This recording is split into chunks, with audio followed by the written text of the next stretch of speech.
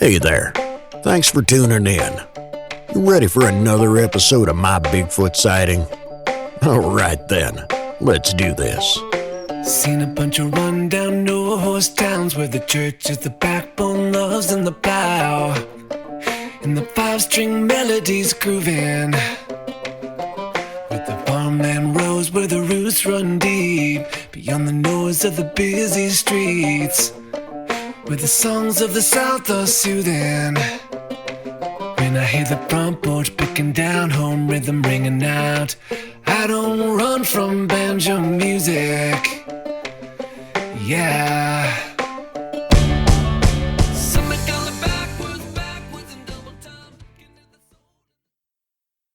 If you've had a Bigfoot sighting and would like to be a guest, please go to mybigfootsighting.com and let me know. My Bigfoot sighting happened in Camp Hero State Park. I have been visiting Camp Hero Montauk, which is a pretty famous military base, especially known for being the inspiration for the hit show Stranger Things. I've been exploring there since 1988 when I was a kid, when I was about 11. But back then, we had only found some old World War II military bunkers, underground bunkers, and crawled through them with no flashlights, finding a huge hole in the floor where we dropped some concrete down and heard it go a few seconds before it hit water. So it was about 3 or 4 stories deep. And then we realized we couldn't cross back over this hole, so we kept going through the dark down another level, and we came out through a hole in the sand, in the ground, right near the bluffs of Camp Hero State Park, which at that time wasn't a state park. This was abandoned by the Air Force. This was an Army base, but it was also half Air Force base at one point, and then a fully an Air Force radar site where they had several tall radar towers. This closed in 1981 on the record and 1983 in disaster, according to the legends. So after that point, it was abandoned for about 20 years. And in that time period is when I stumbled in there with my friends. We got on some bikes. Our parents were partying, tailgating, kind of picnicking at this giant parking lot at the end of Long Island, which is called, it's the Montauk Lighthouse parking lot. So there's a lighthouse there. Built by George Washington and okayed by like the Fifth Congress. It's actually the first public works project in the U.S. built by the U.S. as a country. So this is like a famous place. Everybody on Long Island would go out there and visit at one point or another. And we were just in the parking lot, and we got on some BMX bikes and took off down a trail, and we ended up in this part of the abandoned Camp Hero Army base, which was a coastal artillery base. So they had these huge gun bunkers, but they were all, all the artillery were gone and they were sealed up, but some kids had broken a hole, some probably local secret that people would go explore this place. But as kids, we just found it and went exploring like Goonies. We went through there, and since that day, that place stuck with me for the rest of my life. There was something about the inside of that place that it was just a wild experience, and we almost fell down this hole, by crossing. We had to hug the wall to cross over this hole, which was a mess. The wind was blowing up out of it. It was like saltwater air, and we were in complete darkness, but we kind of, we could hear like the echoes off the walls, and our eyes kind of adjusted a little bit. So I'm not sure how we really made it through, but we did see a little bit of light up ahead, and then we followed that to find this hole in the ground to come out. So that, of course, was something that I always remembered. And then fast forward a few years, about 1992, my friend lends me this book, and we were passing it around our group of friends. It was called The Montauk Project, Experiments in Time. And in that book, written by Preston Nichols and Peter B. Moon, it was about this huge conspiracy and this actual amazing, like the biggest rabbit hole of all rabbit holes. It has everything in it. I mean, there's UFOs, paranormal, and cryptids, and there's time travel and mind control and this abandoned base, and people waking up remembering that they were a part of it. So that's what the book is about. And we read it as kids and, of course, wanted to go there. And then I realized I was at this place, a couple of years earlier as a kid, but I didn't know there was a giant radar tower there, 100-foot tall tower with a dish on top that's another, 60, 70 feet. And so it's up there. You should be able to see it from far off, but you can't because it's so well camouflaged. And this whole base was all about camouflage. They have like their basketball court rec center is disguised as a church, and all of the barracks are kind of like disguised as New England style houses, and they're not like in a straight row like a military base. They're kind of staggered in different colors, different house styles to look like a small village to avoid aerial bombardment. Anyway, so this was fascinating, this whole story. And we started to, we actually went and met the original authors in a bookstore lecture. And this grew in popularity over the years. But at that time, we started visiting this place like every month for a few years straight in the 90s. And we had some footage back then because we had borrowed, video cameras from our friends' fathers. And I was able to preserve those tapes over the years, from VCR tape to DVDs to, MP4 on the computer, and then finally onto older YouTube videos a long time ago. But now I have decided a few years ago, back in like 2021, I made a channel to share some of the oldest footage. And we went there for the very first time. And for me, in about 10 years, I had gone there for so much of my life. And then when I was working in an office, I was researching it all the time on the internet. So I built up a huge internet archive, and I would interview locals and write down their stories over the years. And I wrote down all the details of every trip we ever made to the base, because we were there to investigate. So we brought cameras and anything we could. And I always kept the details down. I wrote down the dates, who went with us, where we went at the base. And I put all that stuff into a book that I wrote about this in the end. All of this culminated in a book that I published earlier this year.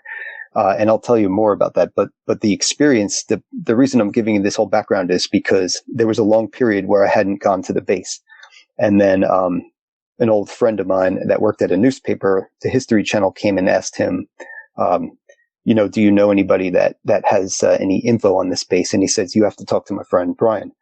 So they sent them to me, and they asked me if I wanted to go to Texas the next day on Christmas Eve to show them my footage, to be on the show, to use my footage on the show, the old footage from the 1990s. And of course, I ended up doing it because I asked Danielle, and she was like, "Yeah, you should do it. What, are you crazy?" Because I was going to say, I don't know if I want to keep bring Montauk back around into my life.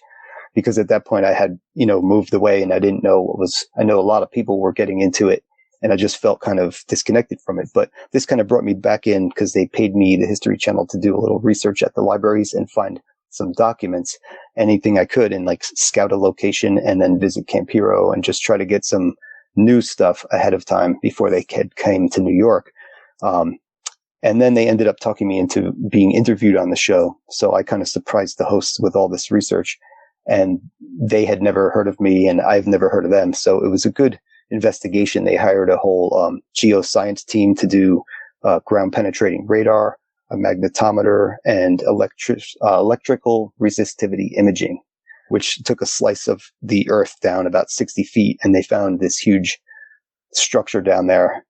And they actually had me help tell them where to look for this object at Camp Hero.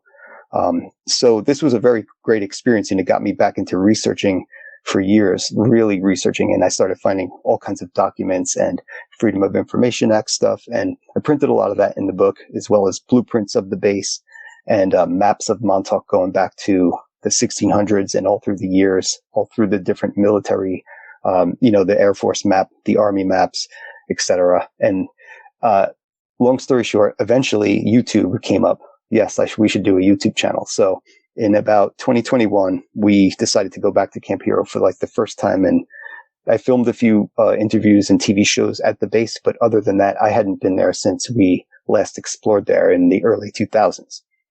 So we went back in May 2021. And as we drove in the front gate, we made a right turn, and there's another inner gate. And just as we passed through this, there's a big turn and a big hill to your left.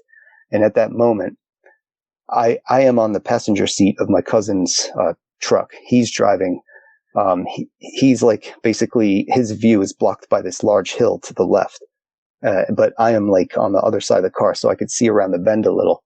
And Danielle is in the back seat, and my cousin Kayla is in the back seat.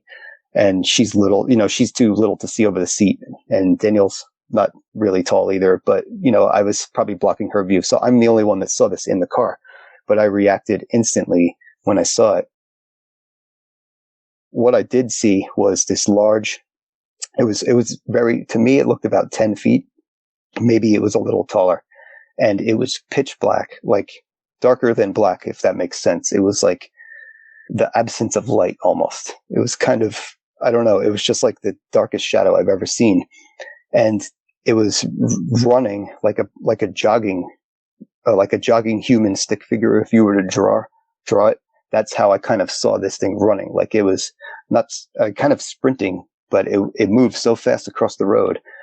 But the thing that stood out to me is that this was thinner than most, pictures. Like if you picture a big, tall figure, you would picture it to be a little stockier or muscular or thicker.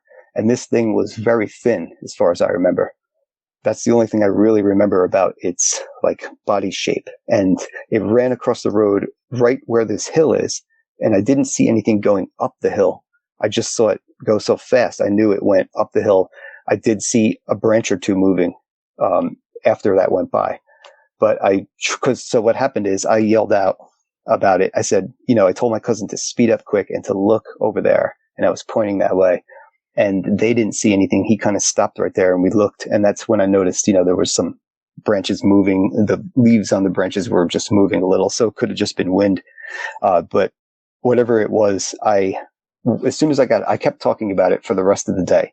And I wouldn't, everybody was like, okay, already, you told us. But it affected me to the point as soon as I got home, I drew this on a pad, right away. And I have that I can send to you, just because I also printed that, just to show that that's exactly what I saw at that moment. But so what happened is we parked somewhere nearby, and we ended up walking around the other side of this nearby road that comes out where I saw that just then, where around that bend where I just saw this thing run across the road. There's actually a trail right there and a small road that goes to the other side, more south on the base towards where the ocean is. There's these big bluffs that are about 90 feet high, and you can look over these big bluffs, and the ocean is below. So there's this road that runs along the ocean kind of. And so we ended up going up that road. Right where we stopped, we found this old Civil War cannon pedestal. Not Civil War, I'm sorry, the Revolutionary War cannon pedestal. So we found out the British had occupied Montauk for almost like 50 years on and off at Montauk Point Lighthouse.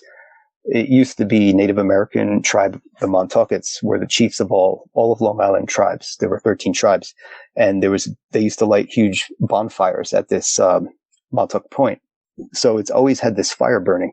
So when the British had taken it over, they had a fire burning there for a very long time. And they also made cannons, which they shot offshore, and they also fired at the bluffs as practice. I found out later in the Revolutionary War, the early, United States of America had new cannons, and they were test firing. So it's hard to say who made this cannon, but it's an old cobblestone pedestal, kind of like cobbled together with old cement or mortar.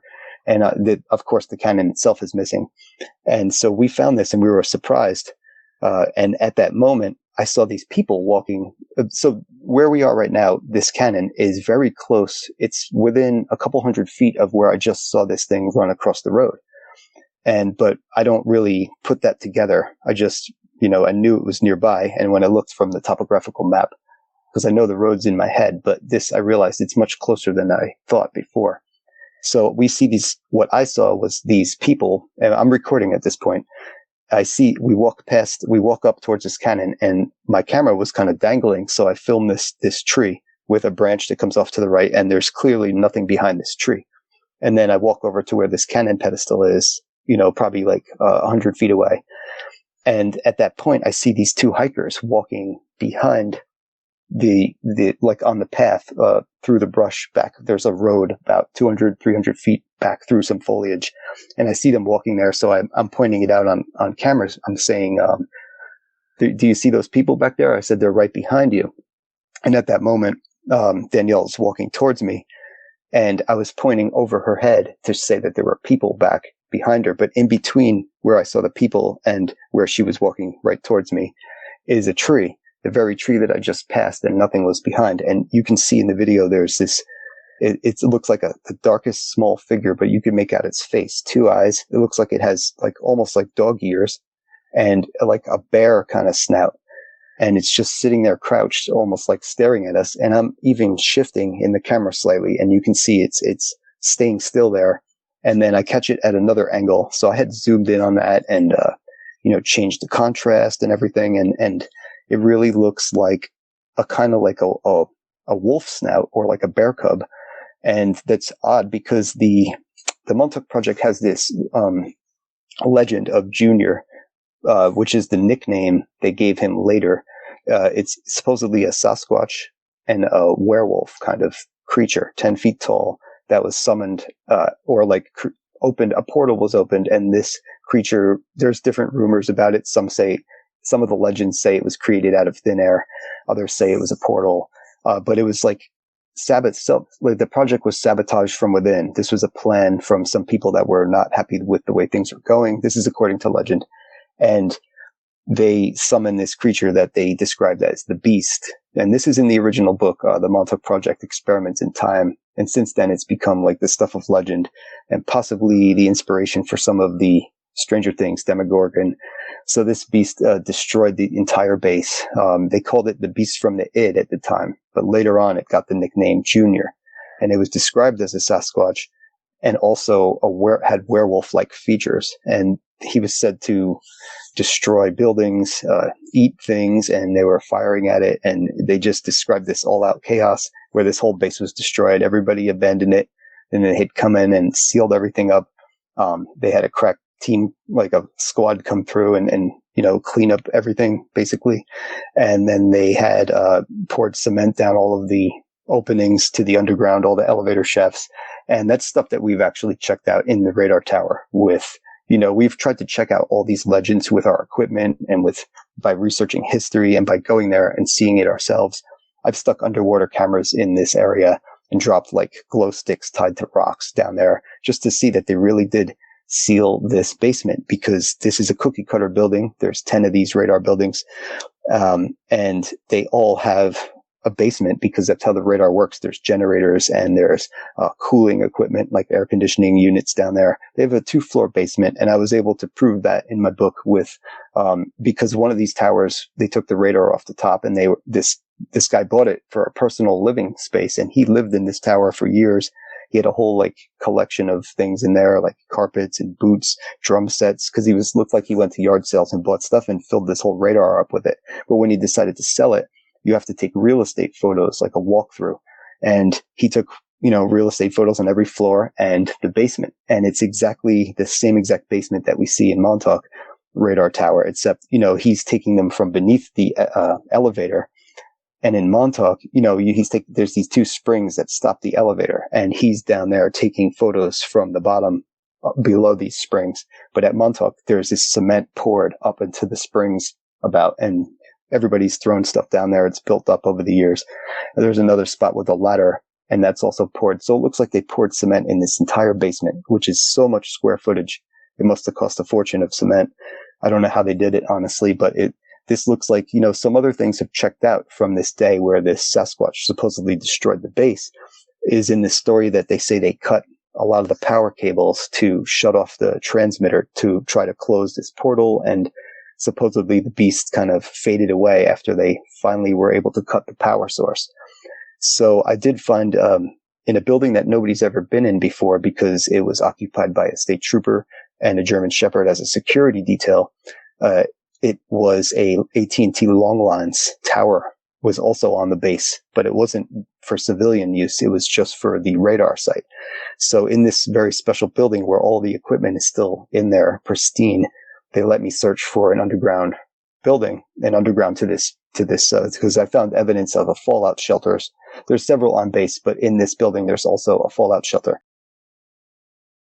When I was able to see in this room that nobody'd ever recorded in before, the giant power cables were severed, like with something more than like a sawzall could do. It was maybe some giant clippers or something, like industrial snips or bolt cutters would have to be used to cut these giant copper cables. They were about 3 inches across, so they were really thick. And so that kind of lined up with the story that they cut the power to get rid of this beast on that day. So in the first Montauk Project book, they have a picture taken by a man from on top of the radar aiming down at this bunker. It's called Battery 112, but they have nicknamed this Junior's bunker over the years because this is where you can see this Sasquatch standing on top of the bunker in the book. And if you zoom in on its face, as they did in the book, you could kind of make out some wolf-like features, pointy ears, a big snout, and it's very, hard. It's very hard to see, and it's very subtle. You have to look, there's only like dark gray and black. So if you look at the facial features in those colors, maybe you could pull up the contrast.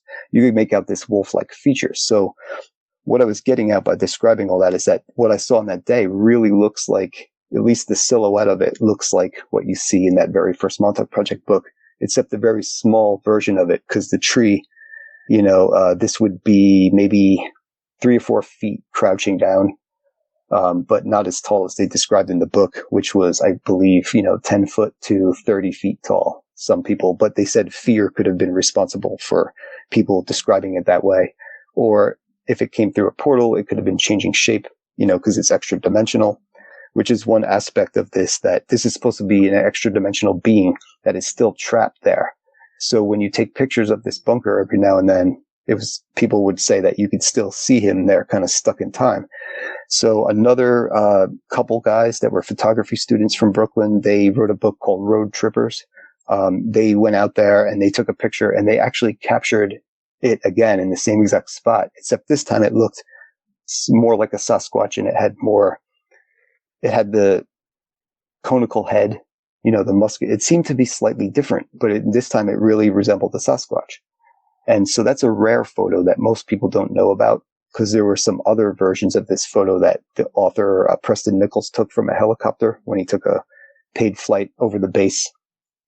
And there were other people that, tried to take these pictures, but this one in particular is very high definition. And I had reprinted this in my book, with citing it in the bibliography, for fair use and for education, because it needs to be compared with the very first book. So I did print and source a whole bunch of different people, everybody who's talked about this topic. I may have paraphrased a small part just because the details are important, and to get everything in chronological timeline of this legend, and, sometimes truth, sometimes speculation, but it's a fascinating story. And what I saw that day, that really stuck with me, that I still can't figure out what ran across the road that day. So needless to say, I've been researching this forever. For years since I saw that. And one day I'm looking at the Montauk Lighthouse web camera, which points over the Atlantic Ocean. It's at the bottom of these giant bluffs, and inside those bluffs are rumored to be old tunnels, an underground base, and this huge, 400-acre property that's used to be Army. There used to be Army tunnels for sure. And then there's water tunnels and electrical tunnels. And there's some old steam tunnels because it had a few power plants. They had one diesel power plant. They had a coal burning plant.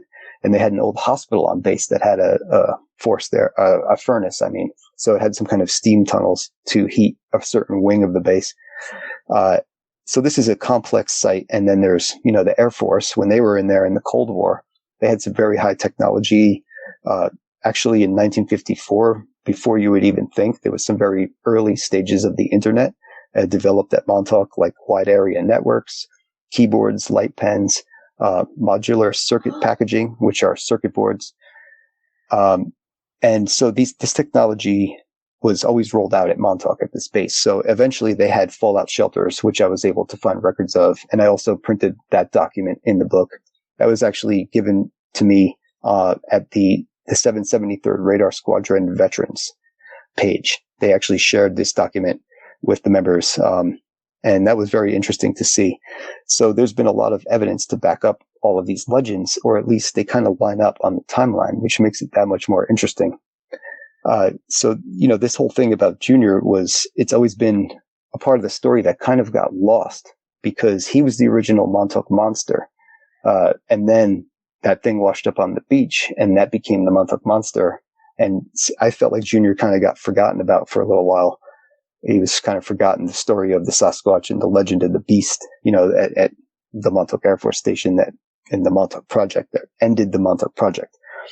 So this whole thing, it was very interesting. So when I'm still looking for this. I found, a paranormal story about this entity that would float above the cliffs, and it had a small head, and it was about 10 feet tall. But I'm thinking that can't be the same thing. Then I found what I saw actually with my own eyes, but I was watching through a web camera. This was what I was trying to tie this to also, is that I did find some other evidence of a tall, skinny, dark shadow figure or a cryptid of some kind that's just so dark. It's from far away, and there's one rock out in the ocean, a few feet deep, the water. It's not very deep, but this rock is pretty massive. There's never anything on this rock, and you can see it there on the camera right now if you went to the Montauk Lighthouse web camera and look. But one morning I'm looking, because I check it often, and there was this tall, skinny, dark figure standing on the rock. And to me, this thing looked very tall, like way bigger than a human, and very skinny. And it was just standing there. And I had to ask myself, is this really a figure there? Or is this, just a person that's distorted through this web camera lens? And when I look again, I realize it's standing there, and the waves are actually crashing into it. So it's definitely a person, because each time the wave hits it, it kind of takes just ever so slightly, the wave pushes it back, but it's kind of wavering and standing up there. And and it just stood in place. And I just was patiently waiting it out, waiting for this thing to move. And it stayed there for a good half an hour. So I took a couple screenshots, one of which I also printed in the book, just to make the case that there's something there, because later on, I've checked ever since, never saw it again. But what I did do is measure this rock from Google Earth. They have a line measuring tool. So this rock was 3 meters across. And then I just turned that. And then I took the sideways view of the figure on the rock, and I turned the line tool up, 3 meters, and I turned it vertical 90 degrees so I could see how tall the figure was, because I know how wide the rock is now. And the figure was almost the whole length of this line. So it was about 8 feet tall instead of 9 feet, 3 meters. So it was exceptionally tall and very thin too, like I saw. And to further back this up, I became friends with one of the maintenance people at Camp Hero. It was his last year working there after 20 years. And one time after Montauk, I got in touch with him and stopped over his house quick and just talked to him on the way home. And he wanted to tell me something about the base, that he saw the same thing as me, but he didn't want to say it because his boss didn't want him to talk about these kind of things, because this place has become very popular since Stranger Things came out. This park has seen so much traffic because of this legend. You don't see anything in town because they don't really want to acknowledge it. It's a very wealthy summer destination, a very popular place out here. And for some reason, they just don't want to sell any merchandise or anything like that or acknowledge this. But everybody does go to the base and go out there nowadays, which I'm calling the base. It's actually a park. But it's still remnants of military base there. So it's kind of both. And it's still kind of like an abandoned ghost town, but that kind of vibe has lifted over the years. It used to feel very strange there, like somebody's watching you, and it's just, there were a lot more buildings back then. They knocked over a whole bunch of the buildings, and they actually did a toxic Superfund cleanup there for years. And so all this said, the people there, they don't want to talk about it. And this guy's boss, my friend that worked at the park, he didn't want him to talk about it. So we met outside of work, and he told me quickly that he did, amongst other things, he told me that he did see a tall, fast moving, tall shadow. He didn't say it was thin like I did. He just said he saw, and he described it being in the fence in front of the radar, or around the fence in front of the radar. So it was in a slightly different place than I saw it. So I always kept a note of that. And then this summer when we went, a friend of ours, she saw something run across the road in the bush there as we were heading towards the same area. And she described it as a small bear cub looking thing, which brought me back to what we saw in the video that day after I first saw the shadow run into that same area. So there's just a whole bunch of synchronicities and things that line up with all of these events. Like each day where we did see something, over these years of exploring and on YouTube and going out to places, sometimes new places that friends, Mike would bring me, Mike Colantonio, Long Island Bigfoot. I went out with him on Long Island, places I wasn't familiar with. And on those days, there was a series of things that happened, plus, whatever we did see. So it wasn't just a sighting. Each time there were things happening the whole day that were off, strange. And I caught a lot of it on, either footage or some kind of equipment or EVPs, whatever it may have been, just a couple coincidences. But it's always been something that I stopped questioning as much after a while and just start using intuition, or I stopped believing in so many coincidences. They just, at this point, if it's not been proven to me, I feel like I'm kind of missing the message. But I do like to try to get that, that kind of evidence or proof whenever I can, because the case still needs to be made for people who are unsure of it. And I'm not trying to convince them either way. I'm just trying to, I wish I could capture fully what I actually get to see. A lot of the times I miss things too. And, you thought you were recording and you must have pressed the button twice and it was off. Or, I've had strange events, especially after one in Satake, Long Island. And this is, pretty far from Montauk, but it is related through the native tribes. The Montauk, it's, like I said, we're the chiefs of Long Island. So, this area was a heavily populated Native American area that we went to visit on an occasion. And this is far from Montauk, like I was saying, is about 65 miles from Montauk. But it's a lot of these places are preserves because, even though rural Long Island, the eastern end of Long Island is very rural and it's, based on marine. Everybody out here is either fishermen. A lot of people have boats. There's farmers. There's wine country. There's a lot of agriculture and a lot of water out here. The rest of Long Island is kind of like a solid body. But once you get out to the eastern side, there's these two peninsulas that split off. And you basically, if you go down one peninsula, you can't just cut across to the southern peninsula. You have to go back 45 miles all the way backtrack and to go around. So that's what it is. On Montauk is at the very tip of the southern peninsula, sticking all the way out there in the Atlantic. So when you go out there, you're kind of stuck out there. They call it the end, actually, Montauk. So that kind of explains it. They call it the end of the U.S., the end of Long Island. It's just like the last place you could go before you look over the Atlantic across the ocean. So, but this place is more inland than I'm going to tell you about, Satake. So at some point after meeting Mike, the Long Island Bigfoot on YouTube, we went, I have never been like squatching, so to say, or looking for cryptids. I've always just been exploring places and seeing what happened.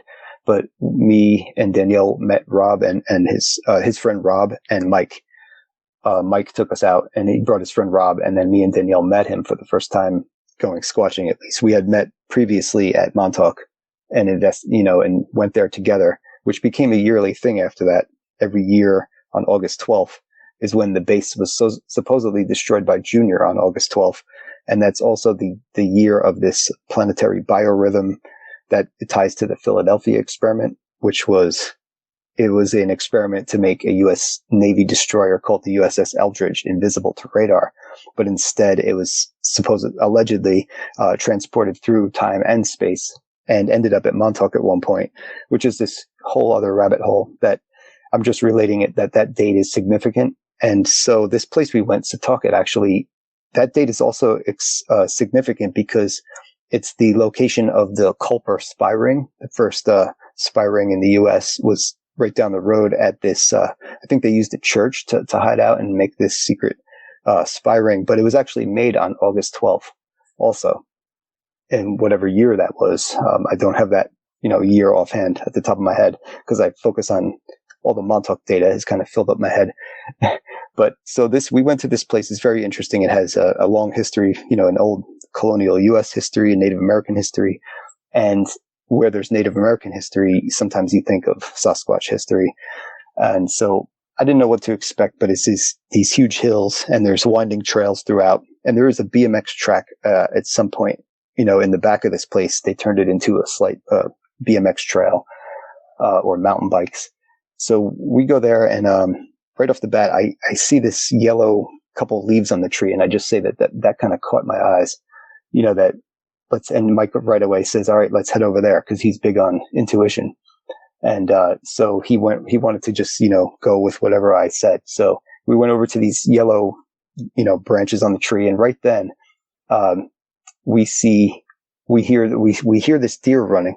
And so we're trying to track it, and we get our cameras on it. It's going so quick, and it's running, and we notice it's got this long flowing black like wig or something on its head. It's like really long hair, like I don't know, like 3 or 4 feet long. And it was bouncing, and that was our first thought. We're like, what does this thing have, a wig or something stuck on the deer? And then I started looking at it, and I see this thing like hanging on the deer's back, like riding on it, but when the deer jumps, it's like its front hands are grabbed onto like the deer's antlers, and the back of it seems to fly up in the air when the deer jumps and then like land back on its back. And so Mike got a really good video of it. My video was a mess. I totally missed it, but Mike zoomed in on this thing, and I had gone and slowed it down and inverted it. And what I see in the slowed down version is even more crazy, because I see this thing changing shape. At one point I see this thing hanging off. It's like actually like dark gray, black kind of. It has some dark gray tones, but I see it like it looked like a wing. And at one point it looked like a Sasquatch head. So I had paused all these crazy changes in it, but it's also running behind these trees, and it's jumping and going pretty fast. So it was pretty hard to work with, but I knew we both were like stunned we were so confused at what we were seeing, trying to figure this out. And then a few moments later, we lose this deer, but I was watching the video back over, and Danielle said, "Look down there in the bottom corner.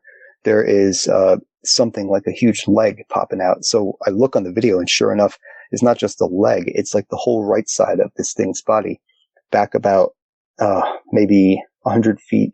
But this was about my video. It was about a good 1/10 of the bottom of the screen. So it was zoomed in pretty close on this figure. You can see the head, shoulders, right arm, and right leg step out from behind the tree. And then I'm shifting perspective, or Mike rather, this is his part of the footage, is shifting perspective. So you see it move, behind a tree because we're moving, but then it comes back into view again, and you can make out more of it. Its right leg it steps out. So this thing is actively moving, like a bottle, like a two arms, 2 legs, and it's moving its arms and legs. And basically its leg is so thick, it looked like the same width as the thigh, but all the way down, like down to its calf. It was that thick, and its arms were thick. So this was no way this was a human body, because it was just too like thick, basically. And it was so dark again, you could barely see any features. It was just like a shadow, but it was actually, you could tell this time it was a physical flesh and blood thing there in front of us. Because I'm always thinking, a lot of the times I run the interdimensional aspect through this. Growing up with one of the scientists that helped discover the Higgs boson particle, taught me that was a definite proof in 2012 that there are particles that are here sometimes and here and not here other times. So where are they going? So I think the same thing for ghosts, UFOs, cryptids, that they can come and go, or maybe they're dimensional bleed through from something that's right here, next to us. So those things always cross my mind, but I knew that this was a physical thing I was seeing, at least on the footage. And what I saw with my eyes was this very confusing scene. So after we lose track of this thing standing back there, kind of watching us in the trees on the video, we kind of seconds later catch another thing, but closer this time. There's a big dirt ridge in front of us, and, trees and foliage and brown leaves. It was November. So, brown oak leaves. And behind this ridge, you see a conical head. And the reason I'm saying conical right away is the first thing, a lot of the times when I see Sasquatch research, they talk about the shape of its head being a conical, like a cone in the back of its head, kind of like a gorilla, but not, more, I believe more human. But this feature on its head in the very back seems to come to like a point. And in this video, it's very pronounced. It's almost like a hoodie has that certain hooded sweatshirts have this pointed kind of look, kind of like the Grim Reaper's head, but like a pointed cone.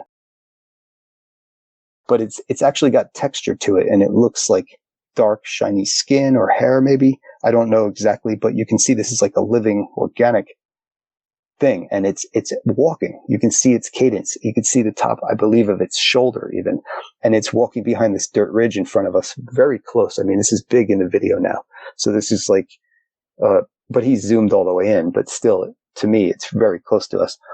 I'd say probably 100 feet away, or maybe under 200 feet. But anyway, you see this conical head pass by behind the ridge, and it walked a good distance before we lost it behind another tree. I think it reemerged for a moment, and then we lost it again. You can see it actually walking down a hill behind the ridge, because it gets lower and lower, like it was going down. And just as that ended, we zoomed out and started regrouping and saying what just happened and what was that? Where's the deer? What was on the deer's head? I get in my camera all of this EVPs, the 30 seconds of whispering. There's a sniffle and a cough. I hear common, like modern language talking, but then I hear something that sounds native, say a few words, says papadame in the back. As me and Mike are both speaking, a third voice is talking, and it was a series of whispers at once. It was really weird. And later that night, more things happened. So this is what I mean when I say it's not just this one little thing that we saw and then something we caught on video to back it up. It's actually the whole day was very strange. We'd gone across the other side of the highway, and it started getting dark, and all of a sudden a rock gets tossed, and I catch that on the video, landed near us. We were like, whoa, but we quickly realized it was a friendly rock toss. Some people said that's even a blessing of protection. So, I didn't feel like it was thrown at us. I feel like it was just like, hey, I see you right there, and I could throw this right near you. Something like an acknowledgement. But then all these deer, as it got dark, surrounded us. There was pairs of eyes all around us. Mike got that on his video better than my copy. We had 2 copies running, but his came out really good. And you can see there's about 12 deer, around us in circles. They're everywhere out in the bushes, and they're just standing there in this giant circle around us, watching us. They're not moving. And that's how the night kind of ended. My camera, my GoPro turned on. I had, a phone, a GoPro, probably a few things, whatever as much as I could grab and film with, or record with, I should say. This turned on to Bluetooth mode somehow, and I know there's a button for it. I could have pressed it, but whatever happened is that file, that movie, got stuck on my camera, and the camera turned off. I could turn it on for months. One day I got it to work again, and I had taken that SD card out and copied all the movies off and tried to delete them. But the one movie that is significant, that I did capture all this, the deer incident, shape-shifting thing on the deer's back, or some kind of, what looked like a wig on the deer's back. And that whole incident was stuck on the camera, on the chip. So I kept putting it in the trash and deleting it, and I couldn't erase this file to this day. I tried everything. So I ended up just ditching that SD card, or saving it. I didn't throw it away or anything. I just stopped using it. But whatever happened to it that night, it was like it was corrupted right there in the woods, because the camera started blinking and turned off that was pretty much the end of my video that night. And, so this let me know that we can really see some serious stuff out here, in the woods of Long Island, when most people consider it suburbia, and it is.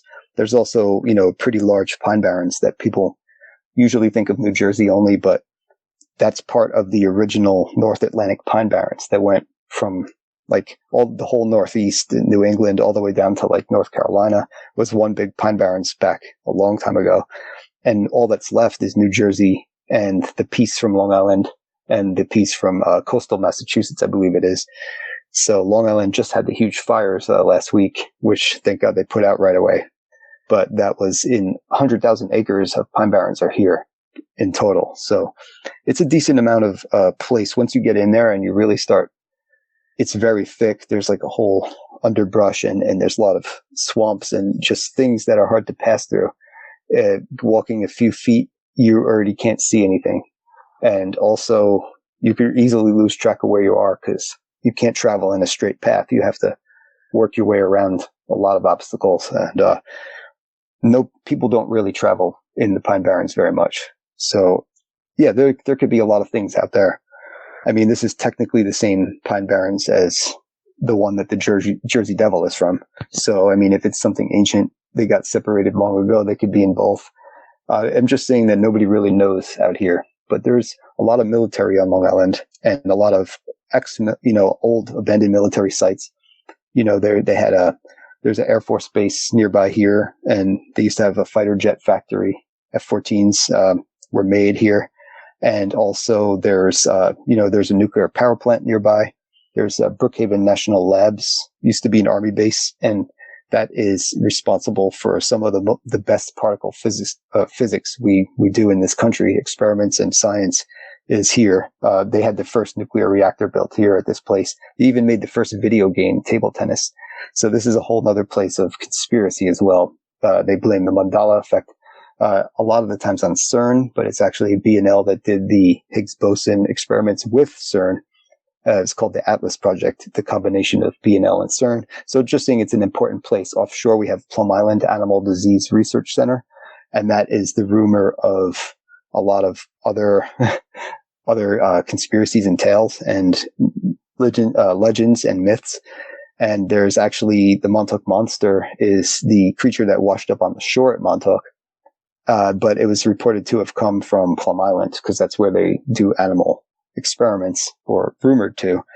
And then there was also a human that washed up on Plum Island, and he had really long fingers and 5 trepanation holes in his head, so it looked like some kind of surgery. And they had very, very strange surgery drugs in his system, and that was in the local papers, and that was something that I had to reassemble the old reports to get the coroner's sketch back together, because they had printed it, and this thing looks like a mutant or an alien, and nobody ever answered what that is, but it was acknowledged in the local papers. So there may be some very strange genetic experiments happening offshore here or in some of these clandestine places. So Long Island's just kind of a place where you have all of these and many, many more advancements in radio. Nikola Tesla had his Wardenclyffe laboratory here and his tower, which was to provide free energy. It was a free energy tower. It was about 180 feet tall, and it went underground about 180 feet as well. There was tunnels, and this was where Nikola Tesla was supposed to make a series of these towers around the planet and power the whole planet for free, because he sent the electricity through the ground instead of the air. And the air is where the top of the tower was the ground for the electric. So long story short, Long Island is this place of high mystery and supposed to be the paranormal capital, of the U.S. And people have made claims, but there's just basically a lot of activity here, a lot of ex-military.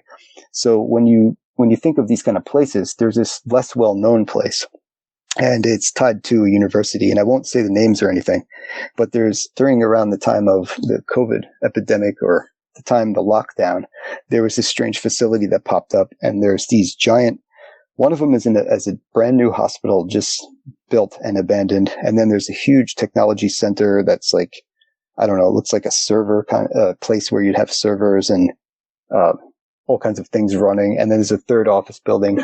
And in the back, there are several other small administrative buildings, or what look like dorms or labs. All of the curtains are down, and there's white vans filling up the parking lot, but they're all abandoned and never move. And you're allowed to go there and take pictures and walk dogs and stuff. So sure enough, Mike knows all these spots, Mike Long Island Bigfoot. So he asked me if I want to go to another cool spot. So I go with him, and we're walking through there, and we find like these underground hatches that, on top of a mound that go into like water maintenance, utility type tunnels. And some of the grass is really well mowed, but this place is clearly huge and abandoned. And I guess there were people there, somewhere around, because at one point, this is when the action started. First, we see 2 falcons fighting 2 ravens up in the trees, and they're going at it. I'm trying to record that. Then we hear a lady far off yelling for her dogs. She's calling out for her dogs and yelling 3 names over and over. We're assuming they're dogs. Then we kind of, ignore that. And I look through the woods, and I see this tunnel of trees going really far back, kind of like an opening through the forest that goes, you could just see really far through. Everything else is really dense, but for some reason there's this opening. And I just asked Mike, because he's in the woods all the time. I said, hey, do you ever like see these tunnels in the woods that just kind of go off in that direction? And he's like, yeah, I call them iron sights, because it's just a term he came up with when he was in the army, relating to like the sights on a rifle, but he, same kind of concept. So he's like, yeah, I know exactly what you're talking about. And as he's explaining this to me, I'm zooming in through that hole in the woods, because something in there caught my eye. I saw this really white, pale thing in there. I'm like, is that a log? Is it a tree? And it looks kind of like pretty big. And, so you can't see through the GoPro. It's just this little tiny camera, and the focal length is so short on the lens. Like if you tilt it down just a hair, it'll aim down more than you think. So it's hard to keep still, let's just say. And people have let me know that it's something that I'm still not good at, but I am trying to zoom in on this after the fact on my editing program, because you can't zoom with the GoPro either. So you can't look through it. You can't zoom. You can just try to hold it in place as best you can and look later. So later on, I get the SD card, put it in my computer. I zoom in right away because I wanted to see what I saw in there. And what it turns out to look like is a human with like a bald head, really skinny, super pale, and just, he's obviously crawling, because you can see the position in his shoulders and arms are like a human crawling towards something. And this thing is so white. It looks like a pale crawler after the fact. And I kind of like was stunned. So I'm going through, I see it moving so I'm going really slow through the frames.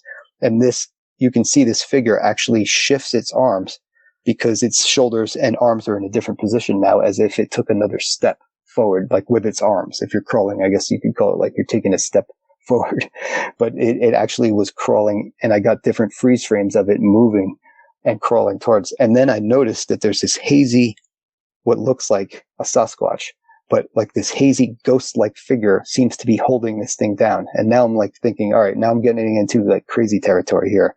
So I had outlined this with a little line tool when I made a video, and I turn it on and off, like the version where you just see the regular video, and then the line where I drew over it on and off to show people this is where it is. And they said they saw it too now. But now that they see it, it's hard to unsee. But at first you might not notice it, which I didn't until I stared at it while I was editing it so much. I noticed after a while, it looks like two of them on each side are actually holding this pale crawler to the ground and basically like protecting us from it. Like it was coming towards us, and they're like holding it there. And then the more I watch it, I see them twisting its head, like they have it in a headlock. One of them's got its arms pinned down. And I just see like a whole lot of strange, like, is this for real? But it's right there. And even when I show people that clearly looks like a head that's being turned, and everything's proportionally right, anatomically for some kind of humanoid that is there. So this was, really freaky to me. And we had left that day, not long after that place. And on the way out, there was a drone flying near us, somebody was flying a drone nearby. So again, it could just be somebody, a hobbyist going to it's a perfect place to do that. But it also made us feel like somebody else was out there watching us, at this place. Cause it's just a very strange, abandoned, how much money they put into this place, and why aren't there any people there? And how come the woods are so strange there? And before we even got into the place that day, I actually caught I would say a second thing, but it was actually first before I caught this pale crawler. As soon as we got in, there's this huge field, and I zoom in the back, and it looks like this creature is standing there, and it looks like it has like a dog head, more like a Labrador. And it actually looked like the Labrador I had as a kid. So I zoomed right in on it, and I'm just staring at it and zooming in, and it's just not moving. So I put that as the thumbnail of that video, and you can see I took some pictures and put the video there, and I just didn't know what to make of it. It was clearly like a super dark, huge figure, and it had some facial features. So this place was, to me, checking out as very strange. And that one I saw, with my eyes through the camera. Again, I'm zooming in live on the spot. I see it there in front of me. It's not with my own eyes. I'm using the camera to aid me because it was so far off. And, I do have glasses that I never wear. So in this case, I was using the camera to help me see better. But I do believe the cameras can pick up things that we can't see with our eyes too at times. I'm a big fan of infrared and ultraviolet. Basically the spectrum, the visible spectrum, Roy G. Biv, red, orange, yellow, green, indigo, violet, blue, violet, but blue, indigo, violet. And past violet is ultraviolet. And that's a very hard one to film in any way. The only way you can make a lens for your camera that allows only ultraviolet to enter your camera is if you use a exposed black and white photography negative, the part that's all black, like it's been exposed to light. That would let you block out infrared waves and visible light. It'll only let ultraviolet pass through. And you could also use lithograph. That's a kind of black and white negative as well. And if you want to see with infrared, you could just use an old floppy disk and that'll block UV and visible light and only let infrared through. So we make these all the time. And I guess I haven't seen anything as far as cryptids work with that. I know thermals are recommended for the heat. And that's something that I haven't got to really use as much. But this place here, this facility, we were kind of skeptical at sharing the location of it at the time. So I kind of disguised the locations most of the time when I do go out on Long Island with Mike. And that's just something he taught me to avoid, putting more attention onto this site, because from what I understand, there's a whole abandoned train station there, a train stop that the train normally passes through, but it's built. And they have a huge abandoned mall there with stores. So this is a very suspicious place to begin with. And some say it's like a research facility.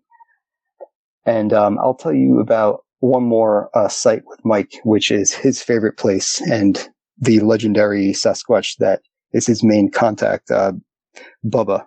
I'm sure you've heard of him if he's been on talking about Bubba. Now I'm in the habit of going out, different times to fill in videos.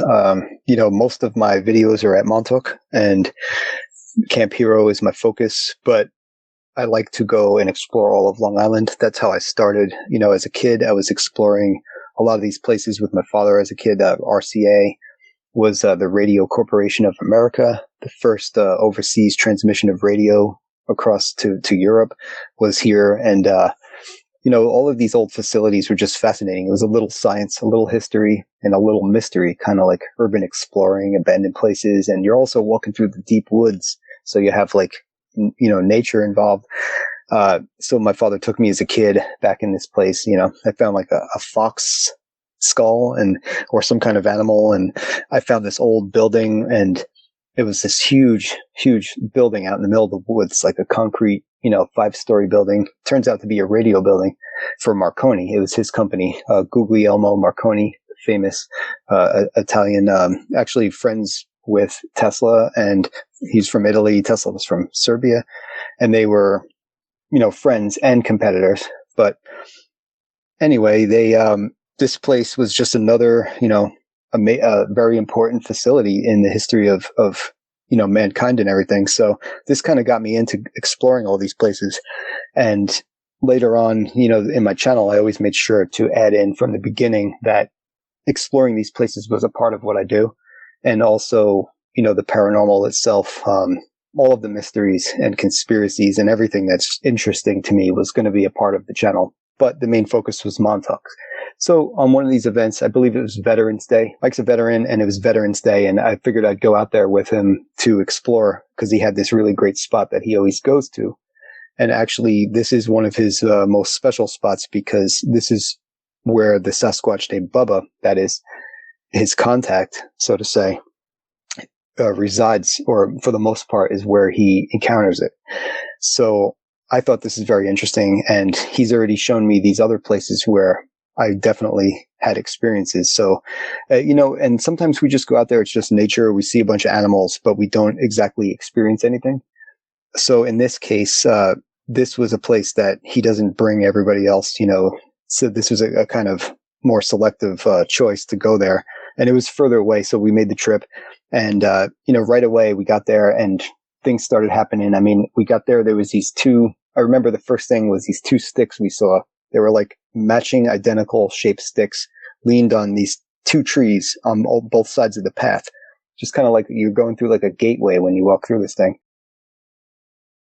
I just thought it was a little weird. And as I walked through it on the video, I actually, we caught a EVP after the fact in editing.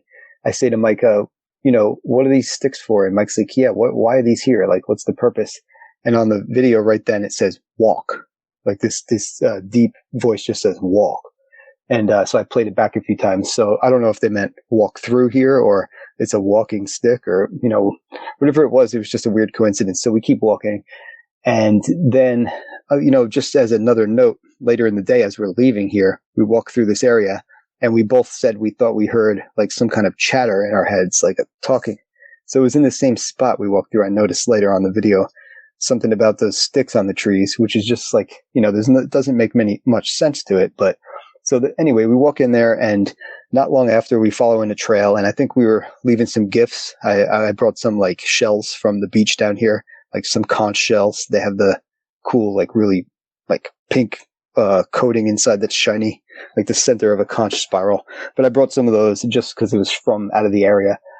And because Mike's big on gifting. And there was some right away, the first time we went with Sasquatching, with Mike went squatching, I should say, he told us about gifting. So we had brought some gifts ahead of time. And I actually left on a log it was a small dime-sized silver coin that was, it had a Native American headdress on it with feathers.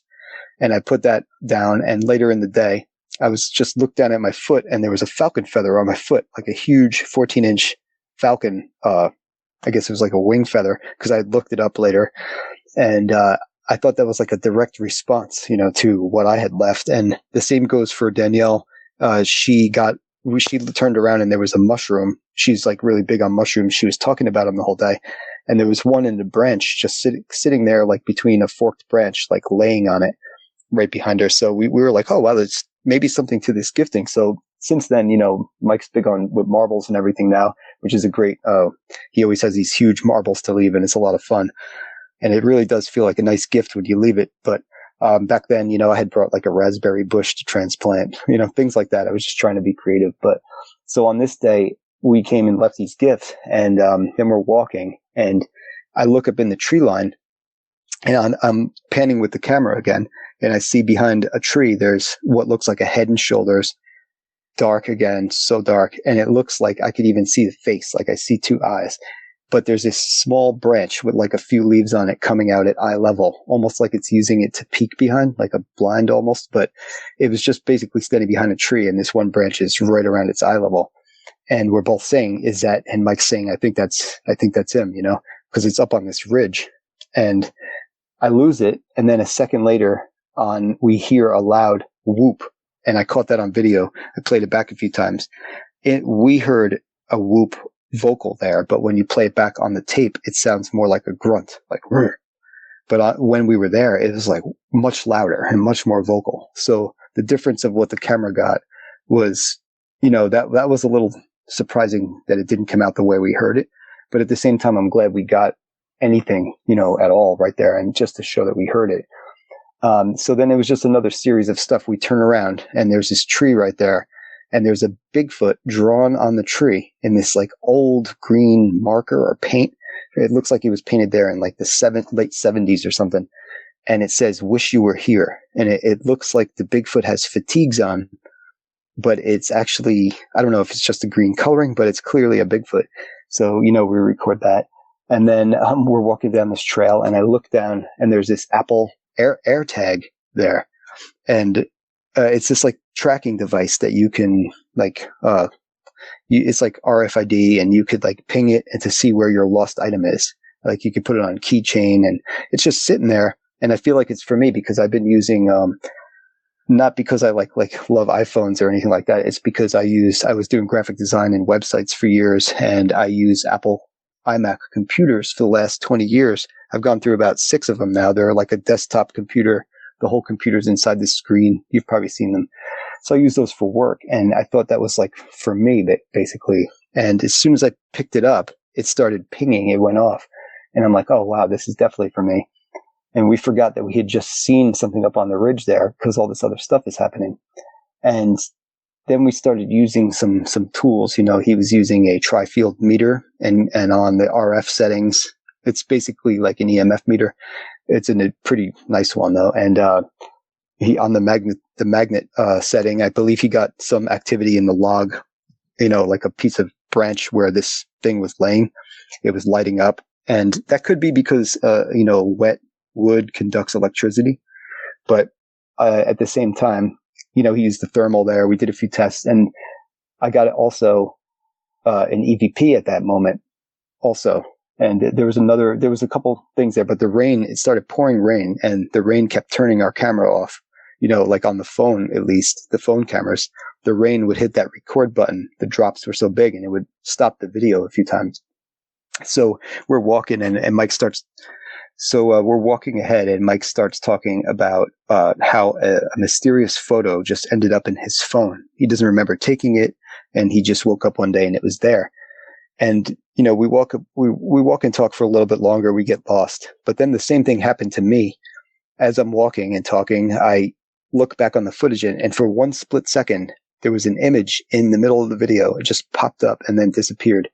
And when you stop it and look at it, which I could also send along to show to anybody who wants to see it, it's basically a grid of the horizon. Like you can see the horizon and all of these checkered floor. It's like depth perception. It's going, you can see off in the distance. It's like a whole framework, like a world built out of these like cubical platform, like tiles, basically. They look like tiles, and they're going off, you know, onto the horizon. And then there's a whole series of them on the sky as well. So you can see it's like how you would build reality if you were going to build it out of like code or a video game in big blocks. This is like what you'd picture. And I don't understand the message. I kind of do. Like, you know, things are not as what they seem. This is like a constructed, like a construct.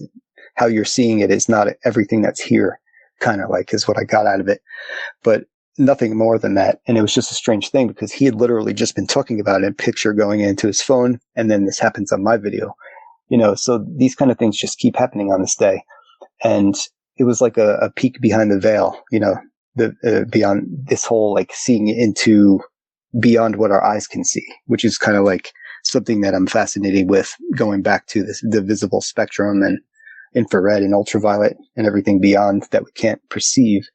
Maybe it was kind of meant for me, or maybe it was just some strange glitch and coincidence, but I don't tend to believe that anymore after seeing so many things over the years happening at the same time, same day, same place. It tends to add up. So even on this day, there was more. We were, you know, we got a little lost, and then we were kind of like looking for a sign of where to go, and then this deer popped up. So we followed it, and we lost it. But then we found this bottle on a stick, turned upside down, an old clear bottle from a long time ago, like an old, I don't know if it was a wine bottle or something. It was a flat bottle, but it was put on a thin stick, like a lamp post. So we were like, all right, this is a sign, we'll go this way.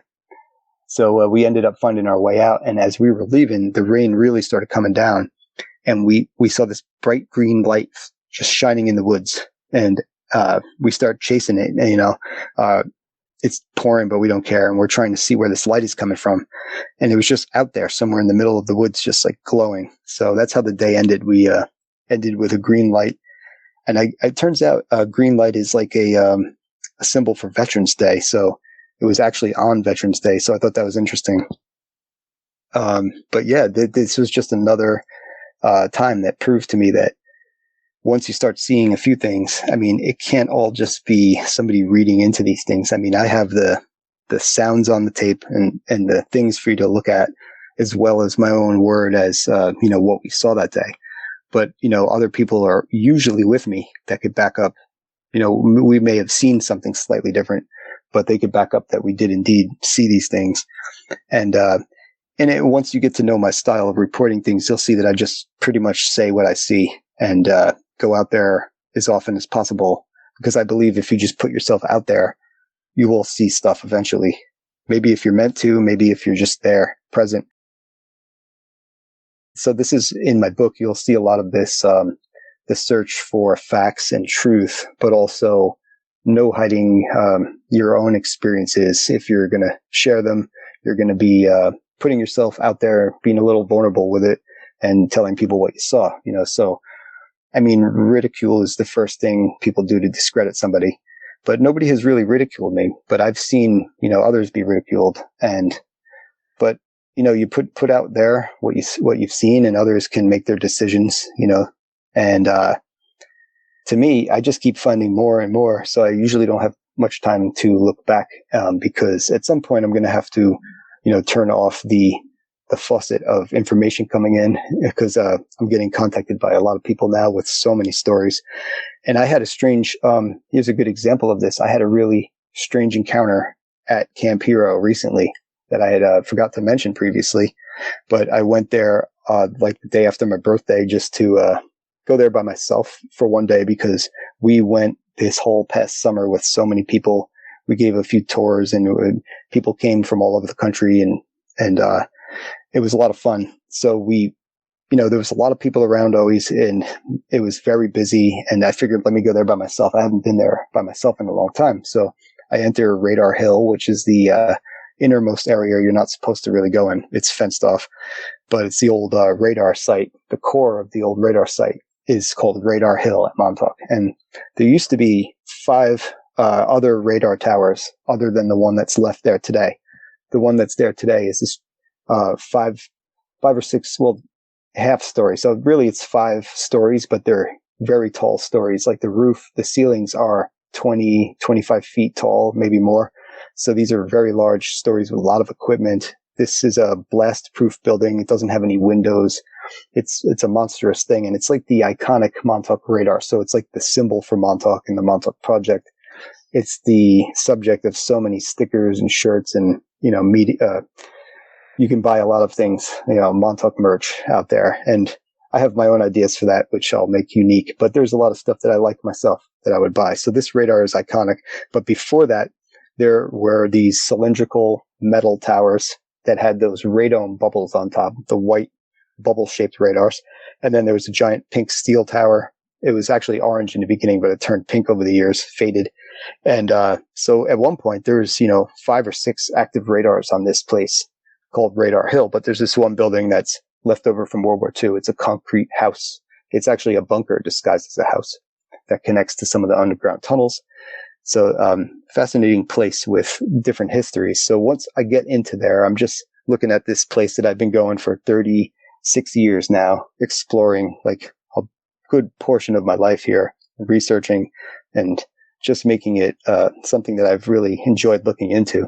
I'm just kind of looking around. I try to climb up on the roof of this one computer building, and I couldn't really make a sturdy step. I was using like wood that you could make a kite out of. It was so flimsy. So I gave up on that. I walk around this building. Now, this is a building that's been sealed off. It's a large building, and it has a 2-story roof, but there's a small portion of the building that has a 1-story roof. So it's like a concrete shell was put around the original building to make it, to fortify it at one point. So the lower roof, I'm walking in front of that down this cement pathway. And this, everything's overgrown. It's like covering the path from both sides. So I'm pushing through like a few long branches and a couple thorns here and there. And this giant building is to my left. So, and the radar is off in the distance to the right. And it's always something that you want to photograph. It's just, you could stop and turn around and photograph the radar several times through the day. And it's just something people like to see. And it just captures you, and you want to take pictures of it sometimes. So that's what I was doing. I turned to take pictures of the radar.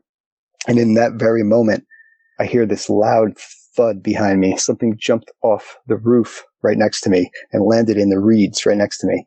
And I felt it in my feet. It was a loud thud. And I think a deer just jumped off the roof, and it's going to like run me over. So I hear 3 steps real quick through the reeds. And then nothing else, not another step. But I turned to look, and there was nothing there. And this is in a split second. So I ran like 10 or 15 feet away, and then turned around. And everybody said to me in the comments, wow, I'd never seen you run ever. That was must have been something really heavy or scared you. And I was like, I thought it was a deer that jumped off the roof. As crazy as that sounds, looking back, obviously that makes no sense logically. How could the deer get up there? jumping off, it would have kept running and making a ruckus, crashing through the reeds. So I ran because I heard this, and I thought it was going to charge right past me because that was the only place to run on this walkway. But nothing ever did. So I turned around and I just said, what the heck? What was that? And I rewound it. I boosted the volume a little, but after a while, I kind of forgot about it. And then I got I put the video up, people saw it, and I got contacted by somebody either on the YouTube comment or on Instagram. But they were telling me that they were just there last week and they sent me a map with a red circle of this area where the same thing happened to them, but at night. They were coming in at night. This guy who contacted me has been there before, and he was bringing his friend who had never been there for the first time at night. So they snuck in and they're walking down this pitch black street. The trees are, really tall on each side. It's a park. There's a lot of wooded areas. And they said that they heard something rustling around in the trees, but his friend asked him, "Did you hear something?" And he's like, "No, I didn't hear anything," because he didn't want his friend to get spooked, didn't want to turn back. So he kind of hid it from him. But then moments later, something jumped out of a high tree, landed on the ground right near them, made a thud in the ground. They felt it in their feet. And then they took off running also. And I don't think they did go back in, or they waited it out and then came back in. But the thing is that on the map that he circled the little red circle, it was so close to where this happened to me. There's some woods in the way and nothing that whatever this is couldn't get through apparently. But it was, less than 200 feet again away from this line, if not closer. So, this area may have something to it. There may be something there now in current times actively there. Who knows what goes on there at night? It's a 700-acre property. And, most people only explore the 468 acres in the front side of the property because that is where, all of the old military stuff is. But later on, the Western Woods is what I call, what I've kind of called it. It's this preserve on the west side of Camp Hero that's almost 300 acres, and it's been added onto the property at one point to add as a preserve. But this woods is unexplored. So we had just ventured in there the other day, and it was quite the interesting experience. We only had like 2 hours of footage, but we were in there for like 4 or 5 hours. We kind of got lost. What I had looked at from Google Earth, old paths, they don't seem to be there anymore. I thought they were Jeep roads. Then I thought that maybe they're footpaths, but we didn't find anything bigger than game trails. So the straight line that we planned to walk, that plan went out the window, and we were navigating around swamps and looking for this mysterious building that we couldn't find. And instead, we found a bunch of tree stands and stuff up there. 4 of them actually. So who knows what that was about? But so there's always mysteries at Camp Hero, and that's why I wrote a book on it this year. And this book is the print version. The print copy is like a textbook or a coffee table book. And that's what I really want people to see, because that's like it has the heavy feeling and the large size. But it is available on ebook, and I will just say it is called Montauk is Strange. If anybody wants to see any of the things that I talked about today, this is a great place to, I recommend the print copy, but if you do need to quickly get a cheaper copy, they're on Amazon, Barnes and Noble, every place you can get a ebook in the world, you can get this book. It's called Montauk is Strange by me, Brian E. Minnick, and it's only $10 for the ebook. But I do recommend the print copy is what I'm most proud of. The layout in between the chapters, there are pictures, blueprints. They're in both the copies, but I just prefer to hold the book. If you're a book collector or you love Montauk, I highly recommend, not just because I wrote it, is because I put my life's work into it, and I want to share all this stuff with everybody. That's my main purpose for doing videos, research, anything that I've done, for going on TV, anything that I have been a part of. And I don't do that often TV. That was just a few things that I started with. But my main intent is always just to share what I've found. And until I, can't go exploring anymore, I'm going to keep adding to it. But my main purpose is to share it. So this was the best way to package it all up and share everything as best I could. And you can get the print copy only at bookbaby.com. So that's bookbaby.com. And that's the publisher that prints the book. They're the only ones who can get the printed copy for now. And I just hope you check out my channel as well. It's called Montauk is Strange on YouTube. And we do, a little bit of everything focused on this topic and checking out all the side branches of this topic, which the things that have done at this base have kind of spread across the planet and affect all of our lives on a daily basis. And another thing that I do have available for as far as photography and pictures is Montauk is Strange at Instagram as well. I'm going to be sharing probably 1,000 more pics over time on there, and maybe some short videos as well. So some of my videos are really long though, over a half hour or under an hour, and a lot of editing, a lot of history. So anything you want to check out, I appreciate any support, and I'm not pressuring anybody to come check it out, but if it interests, that's cool, because that's why I do it. And just hearing from people now and then that they appreciate anything, that I've done is well worth, doing it for everybody, because holding on to stuff like this isn't going to help anybody. And not that I have anything truly amazing, but maybe I have a small piece of something that helps somebody else complete their puzzle. And until then, I'm still learning myself, and I want to get out there and see more of this stuff. But I know that there's also dangers to it, and there's a lot of misunderstanding, and there's a lot of conflicting views out there on all this stuff, especially whether they're flesh and blood or extra dimensional, and maybe a bit of both, who knows? I'm not going to try to decide those things, but I'm here to just report what I see out there. And so far, the things that I wasn't sure of have definitely been made more clear to me. As far as my own opinion, I do believe that there are things out there, as opposed to some people that would say that this is just pareidolia when you catch it on video, or a misidentified living creature that's out there, something normal. Because we don't have any animals here on Long Island. There used to be bear a long time ago, like probably 1,000 years ago, 500 years ago. And there used to be wolves about 100 years ago. But we don't have any real apex predators on Long Island except for raptors. We have a lot of raptors.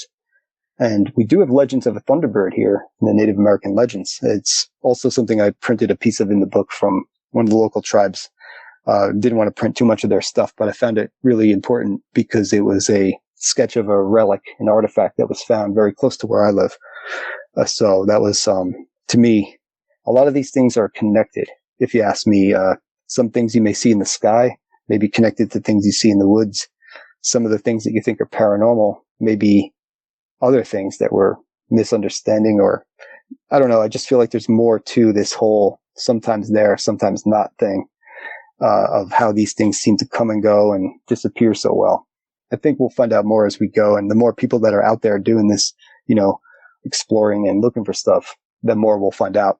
But it takes people on the other end too to watch it and to give it an open mind, or at least just to watch it, and they have their own opinions, which is perfect, is what we need. A whole bunch of opinions that eventually will find new ideas. And that's enough for me to do it. So I'm a true believer that there are many things out there, and they may be, if you want to ask my real open-minded opinion about it, is that I think things are around us at all times, but just out of our touch, out of our sight. And sometimes they kind of cross over, and we may be seeing some of that interaction. Well, that's it for tonight's show. If you've had a Bigfoot sighting and would like to be a guest, please go to mybigfootsighting.com and let us know. Thanks for listening. Have a great night. Seen a bunch of rundown no-horse towns where the church is the backbone, loves and the plow, and the five-string melodies grooving, with the farmland rows where the roots run deep, beyond the noise of the busy streets, where the songs of the South are soothing. When I hear the front porch picking down, home rhythm ringing out, I don't run from banjo music. Yeah. The sound of a memory brings me back to the bluegrass playing on my dad's 8-track. It's pick 'em and it been through it, getting through the day on Scruggs and Skags, booking A bales to those Tennessee jams. There's no other way that I do it. When I I hear the front porch picking down home rhythm ringing out.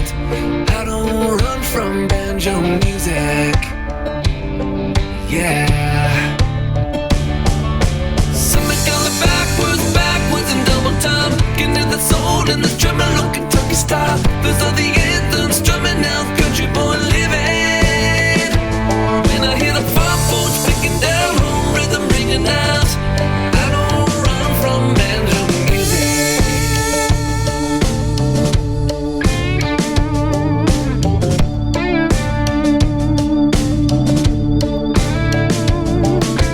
Pace of the city life drives me wild.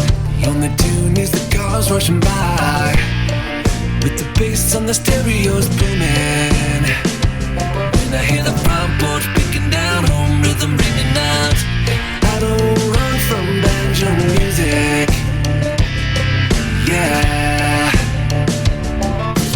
Something going backwards and double time. Getting to the soul and the drummer low Kentucky style. Those are the anthems drumming out country boy living. When I hear the front porch picking down home rhythm ringing out. I don't run from banjo music.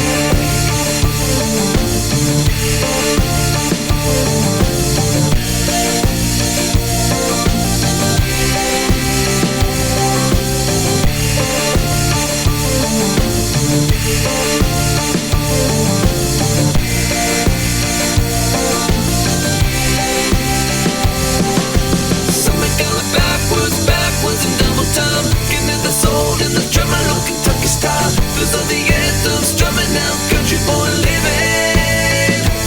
When I hear the front porch picking down home rhythm, fried chicken porch swing, mama's best sweet tea kind of sound.